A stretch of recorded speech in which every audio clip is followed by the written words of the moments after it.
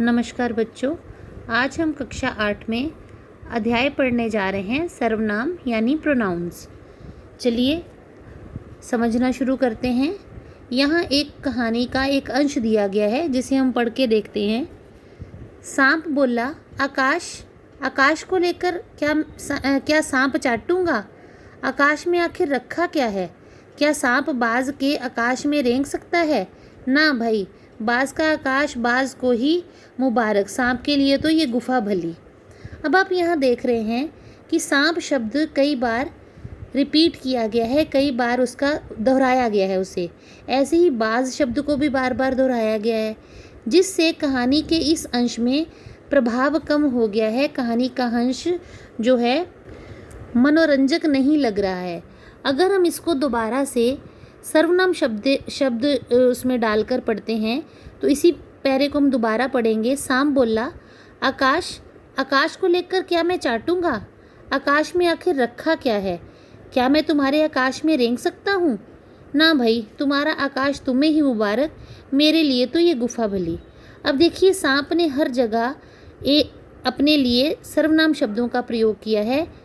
ऊपर उसने सर्वनाम शब्दों का प्रयोग ना करके हर जगह अपना आप यानी सांप की बात कही है, जिससे ये कहानी प्रभावहीन हो गई। लेकिन जब उसने सर्वनाम शब्दों का प्रयोग किया तो कहानी जो है मनोरंजक भी हुई और प्रभावशाली भी हो गई। तो इस तरह बच्चों, दोनों अनुच्छेद पढ़कर आपको कैसा लगा?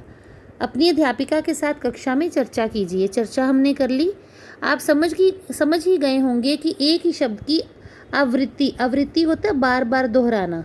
एक ही शब्द को बार बार रिपीट करना, दोहराना, उसे आवृत्ति कहते हैं। आवृत्ति से कैसे भाषा का सौंदर्य नष्ट हो जाता है, क्योंकि भाषा सुंदर नहीं लगती, प्रभावहीन लगती है।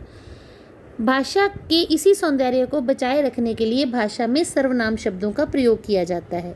अब इस बात से आप समझ गए होंगे कि सर्वनाम संज्ञा के स्थान पर जब हम प्रयोग करते हैं उनका प्रयोग क्यों आवश्यक होता है। सर्वनाम का अर्थ है सबके लिए नाम। ये परिभाषा है सर्वनाम की, ये अर्थ है शाब्दिक सर्वनाम का, जिसे आप ध्यान रखेंगे। फिर से पढ़ते हैं। सर्वनाम का अर्थ है सबके लिए नाम या सबका नाम। व्याकरण में संज्ञा के स्थान पर प्रयुक्त होने वाले शब्द सर्वनाम कहलाते हैं। ये बात आप बचपन से पढ़ते आ रहे हैं। तो हम सर्वनाम की परिभाषा इस प्रकार क्या बनी, पढ़ते हैं। संज्ञा के स्थान पर प्रयुक्त होने वाले शब्द, प्रयुक्त यानी प्रयोग, संज्ञा के स्थान पर प्रयुक्त होने वाले शब्द सर्वनाम कहलाते हैं। अब हम सर्वनाम के भेदों की जानकारी लेते हैं। सर्वनाम के निम्नलिखित 6 भेद होते हैं। बच्चों, एक बात का ध्यान रखें, जो भी ग्रामर के चैप्टर्स आपको करवाए जा रहे हैं वो ऑलरेडी आप बचपन से करते आ रहे हो। हम ये चैप्टर इसलिए आपको करवा रहे हैं ताकि आप इनका स्मरण दोबारा से कर पाएँ। ये चीज़ें आपने पहले से ही सीखी हुई हैं जो आप भूल चुके हो, क्योंकि काफ़ी समय से आपने इनको पढ़ा नहीं है। तो इनको पढ़ाने का मकसद केवल यही है कि आप इन्हें अच्छे से दोबारा रिकॉल कर पाएँ, स्मरण कर पाएँ। तो हम बात कर रहे थे सर्वनाम के भेदों की। ये 6 भेद हैं। पहला है पुरुषवाचक, दूसरा निश्चयवाचक, तीसरा अनिश्चयवाचक, चौथा संबंधवाचक, पांचवा प्रश्नवाचक और छठा है निजवाचक सर्वनाम। हाँ जी, आगे है इनके एक्सप्लेनेशन, इनका अर्थ। पुरुषवाचक सर्वनाम क्या होते हैं? देखिए, इन वाक्यों को ध्यान से पढ़िए। मैं आइसक्रीम खा रहा हूँ, तुम आज विद्यालय नहीं गए, देखो वह आ रहा है। इसमें 3 शब्द हैं। एक तो मैं अपनी बात कर रहा हूँ, एक मैं तुम्हारे से बात कर रहा हूँ, एक मैं किसी की बात कर रहा हूँ। ठीक है, यहाँ पे इन तीनों वाक्यों में मैं, तुम तथा वह सर्वनाम शब्दों का प्रयोग हुआ है, जो बोलने वाला यानी मैं, सुनने वाला यानी तुम, सुनने वाले का, और अन्य के लिए प्रयुक्त हुए हैं। स्पष्ट है कि ये सर्वनाम शब्द किसी पुरुष यानी मानव, या पुरुष का अर्थ पुल्लिंग शब्दों से नहीं है। पुरुष यानी इंसान यानी मानव, किसी पुरुष के लिए प्रयोग किया गया है, अतः ये पुरुषवाचक सर्वनाम है। तो पहला भेद हमारा है पुरुषवाचक सर्वनाम। पुरुषवाचक सर्वनाम का प्रयोग वक्ता यानी बोलने वाला, श्रोता यानी सुनने वाला तथा अन्य किसी तीसरे व्यक्ति के लिए किया जाता है। इस दृष्टि से पुरुषवाचक सर्वनाम के 3 भेद होते हैं। अब पुरुषवाचक सर्वनाम पुरुष यानी मानवों के लिए किया जाता है। इसमें 3 तरह के लोग हो सकते हैं, एक बोलने वाला वक्ता, एक सुनने वाला श्रोता और अन्य कोई जिसके बारे में बात कर रहे हैं ये दोनों। तो पहला है उत्तम पुरुष सर्वनाम, दूसरा है मध्यम पुरुषवाचक सर्वनाम, तीसरा है अन्य पुरुषवाचक सर्वनाम। अब होता क्या है, मैं यानी मैं उत्तम पुरुषवाचक हूँ, तुम मेरी बात सुन रहे हो, तुम मध्यम पुरुषवाचक हो, हम किसी की बात कर रहे हैं वो अन्य पुरुषवाचक हो गया। तो इसे समझना बहुत आसान हो जाता है इस तरह। अब उत्तम पुरुषवाचक सर्वनाम में कौन कौन से सर्वनाम आ सकते हैं, इसे पढ़ते हैं। वक्ता अर्थात बोलने वाला अपने लिए जिस सर्वनाम का प्रयोग करता है वह उत्तम पुरुषवाचक सर्वनाम कहलाता है।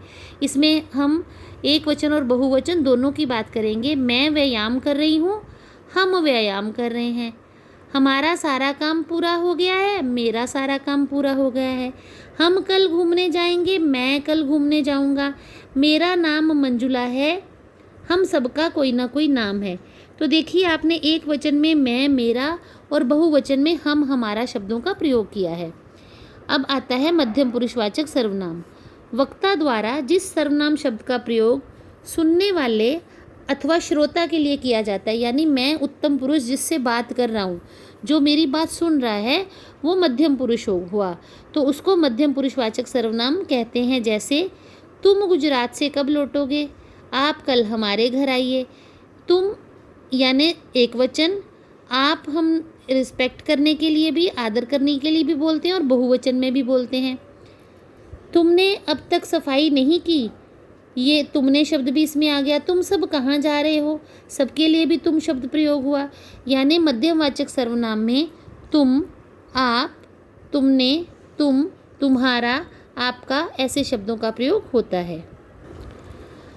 तीसरा पुरुषवाचक सर्वनाम का भेद है अन्य पुरुषवाचक सर्वनाम।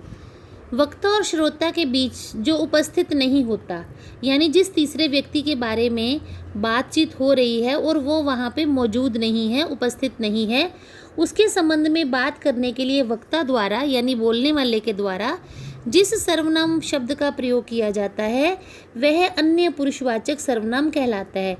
यानी मैं और तुम किसी तीसरे की, किसी अन्य की बात कर रहे हैं, ठीक है।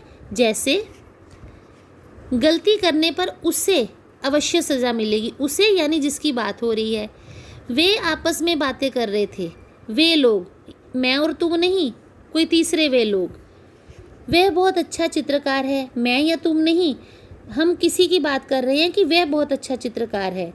उन्होंने राधिका को क्यों नहीं बुलाया, ना मैंने ना तुमने, उन्होंने जिसकी हम बात कर रहे हैं। तो ये जो शब्द है जो किसी और के लिए प्रयोग किया जाते हैं उसे वे, वह, उन्होंने, तो ये शब्द अन्य पुरुषवाचक सर्वनाम के अंतर्गत आते हैं। आप सर्वनाम का शब्द प्रयोग मध्यम पुरुष के साथ साथ कई बार अन्य पुरुष के रूप में भी किया जाता है। जैसे गांधी जी देश के नेता थे, आपको अहिंसा बहुत प्यारी थी। हमारे अध्यापक बहुत ज्ञानी हैं, आपने सर्वश्रेष्ठ शिक्षक का पुरस्कार भी प्राप्त किया है। जब हम किसी अन्य की बात करते हैं तो कई बार अपवाद के रूप में हम उन्हें आदर देने के लिए आप शब्द का प्रयोग भी कर लेते हैं अन्य पुरुषवाचक में। वैसे आप शब्द जो है मध्यम पुरुषवाचक सर्वनाम में आता है। तो सर्वनाम का एक भेद तो हो गया उत्तम पुरुषवाचक सर्वनाम, जिसके हमने 3 भेद किए, उत्तम पुरुषवाचक, मध्यम पुरुषवाचक और अन्य पुरुषवाचक। अब सर्वनाम का दूसरा भेद है निश्चयवाचक सर्वनाम।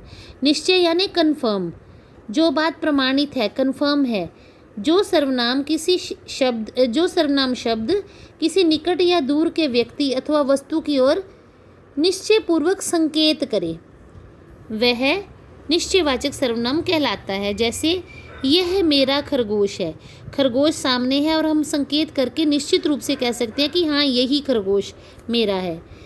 इस कक्षा में बच्चे बहुत चंचल हैं, तो हम कक्षा की तरफ कक्षा को दिखाकर संकेत कर सकते हैं कि हाँ इस कक्षा के बच्चे चंचल हैं।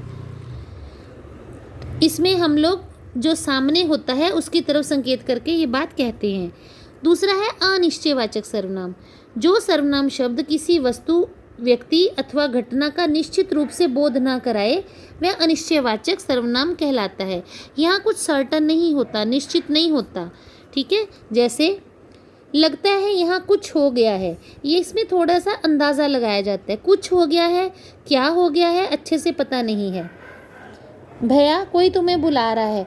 कौन बुला रहा है, पहचान नहीं है कि कौन बुला रहा है, कोई बुला रहा है आपको, कोई जिन्हें मैं नहीं जानता, यानी मैं निश्चित नहीं है कि वो कौन है। इन वाक्यों में कुछ तथा कोई सर्वनाम शब्द किसी निश्चित व्यक्ति या वस्तु की तरफ संकेत नहीं करा रहे हैं, अतः ये अनिश्चयवाचक सर्वनाम है।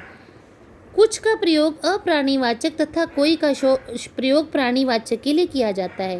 अप्राणीवाचक जिसमें प्राण नहीं है, बेजान चीज़ें, कुछ यानी वस्तुओं के लिए, तथा कोई का प्रयोग प्राणीवाचक यानी जानदार चीज़ें, जैसे किसी इंसान के लिए, किसी व्यक्ति के लिए। ठीक है, वस्तुओं के लिए कुछ शब्द का प्रयोग होता है अनिश्चयवाचक सर्वनाम में, और व्यक्तियों के लिए कोई शब्द का प्रयोग होता है अनिश्चयवाचक सर्वनाम में। अगला चौथा भेद है संबंधवाचक सर्वनाम। वो सर्वनाम शब्द वाक्य में आए दूसरे संज्ञा या सर्वनाम शब्द से संबंध बनाते हैं। जो सर्वनाम शब्द वाक्य में आए दूसरे संज्ञा या सर्वनाम शब्द से संबंध बनाते हैं वे संबंधवाचक सर्वनाम कहलाते हैं। यानी एक संज्ञा का दूसरी संज्ञा से, एक सर्वनाम का दूसरे सर्वनाम से, या एक संज्ञा का दूसरे सर्वनाम से जो शब्द संबंध बताते हैं वो संबंधवाचक हैं। जो मेहनत करेगा वो फल पाएगा, यहाँ पेयर आ जाता है, जो वो। जिसकी लाठी उसकी भैंस, जिसकी उसकी। जो बोओगे वही काटोगे, जो वही। इस तरह शब्द युग्म बन जाता है जिसे हम संबंधवाचक सर्वनाम कहते हैं। पांचवा इसका भेद है प्रश्नवाचक सर्वनाम। तो ये तो शीर्षक से ही हमें पता चल रहा है कि जिस सर्वनाम को प्रश्न के रूप में प्रयोग किया जाए वो प्रश्नवाचक। चलिए फिर भी पढ़ते हैं। किसी व्यक्ति, वस्तु, घटना आदि के संबंध में प्रश्न करने के लिए प्रयोग किए जाने वाले सर्वनाम प्रश्नवाचक सर्वनाम कहलाते हैं। जैसे आज क्रिकेट मैच कौन जीता, ये पौधा किसने लगाया, कौन, किसने, ये सर्वनाम शब्द हैं, लेकिन हमने इनका प्रयोग प्रश्न पूछने के लिए किया है। ठीक है, तो इसलिए ये प्रश्नवाचक सर्वनाम हो गए। अगला है निजवाचक सर्वनाम। निज का अर्थ होता है अपना, मेरा अपना, जाति जिसको बोलते हैं। वाक्य में जिन सर्वनाम शब्दों का प्रयोग कर्ता के साथ अपनेपन का बोध कराने के लिए किया जाता है वे निजवाचक सर्वनाम कहलाते हैं। जैसे यानी कर्ता, कर्ता मतलब क्रिया करने वाला व्यक्ति जिन शब्दों का प्रयोग अपने लिए करता है। जैसे देखिए, मैं स्कूल बैग अपने आप तैयार करता हूँ, अपने आप, स्वयं, खुद, ये शब्द जो होते हैं वो सर्वनाम, निजवाचक सर्वनाम कहलाते हैं। तो यहाँ अपने आप शब्द का प्रयोग किया गया है कर्ता के लिए। कल मैं स्वयं बैंक जाऊँगी, स्वयं मतलब अपने आप, इसका अर्थ भी यही हुआ। मैं खुद ये कार्य कर लूँगी, तो खुद का मतलब भी अपने आप, यानी अपने आप, स्वयं और खुद, ये तीनों पर्यायवाची शब्द हैं जो कर्ता अपने लिए प्रयोग करता है। इस तरह ये निजवाचक सर्वनाम कहलाते हैं। अब हम कर्ता के रूप में, कर्म के रूप में, करण या संप्रदान के रूप में जिन एक वचन और बहुवचन सर्वनाम शब्दों का प्रयोग करते हैं वो इस तरह होते हैं। ये सारे सर्वनाम शब्द हैं। जैसे हम, हमने, हम लोग, हम लोगों ने, तुम लोग, तुम लोगों ने, आप लोग, आप लोगों ने, वे, उन्होंने, हमें, हमको, तुम्हें, तुमको, उन्हें, उनको, हमसे, हमारे द्वारा, तुमसे, तुम्हारे द्वारा, उनसे, उनके द्वारा, हमें, आपको, हमारे लिए, तुम्हें, तुम्हारे लिए, उन्हें, उनके लिए। तो ऐसे शब्द पुरुषवाचक सर्वनाम में प्रयोग होते हैं। अगला भेद हमारा था निश्चयवाचक सर्वनाम। इसमें कौन से होते हैं? ये, वे, उन्होंने, इन्होंने, इन्हें, उनको, उन्हें, उनको, इनसे, इनके द्वारा, उनसे, उनके द्वारा, इनको, इनके लिए, इनसे, उनके, ऐसे शब्दों का प्रयोग होता है। अनिश्चयवाचक सर्वनाम में हम किन्हीं ने, किन्हीं को, किन्हीं के द्वारा, किसी, कोई, ऐसे शब्दों का प्रयोग होता है। उसके बाद संबंधवाचक सर्वनाम में जो, जिन्होंने, जिन्हें, जिनको, जिनसे, जिनके द्वारा, जिनका, जिन पर, जिनमें, ऐसे शब्दों का प्रयोग होता है।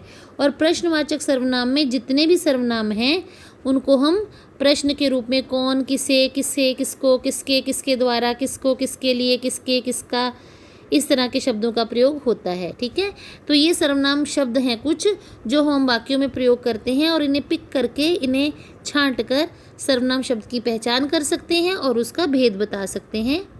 अभी हमने इस पाठ में क्या पढ़ा है, इसको एक बार दोबारा दोहरा लेते हैं। सर्वनाम का शाब्दिक अर्थ होता है सबका नाम। संज्ञा के स्थान पर सर्वनाम का प्रयोग किया जाता है। भाषा के शब्दों के दोहराव से बचने के लिए सर्वनाम शब्दों का प्रयोग किया जाता है। सर्वनाम के 6 भेद होते हैं। सर्वनाम शब्द भी संज्ञा की भांति लिंग, वचन अथवा कारक के अनुसार बदल जाते हैं। तो बच्चों, ये था आपका सर्वनाम का अध्याय जो आपने भली प्रकार जान लिया होगा। अब हम इसका पुस्तक अभ्यास कार्य करते हैं।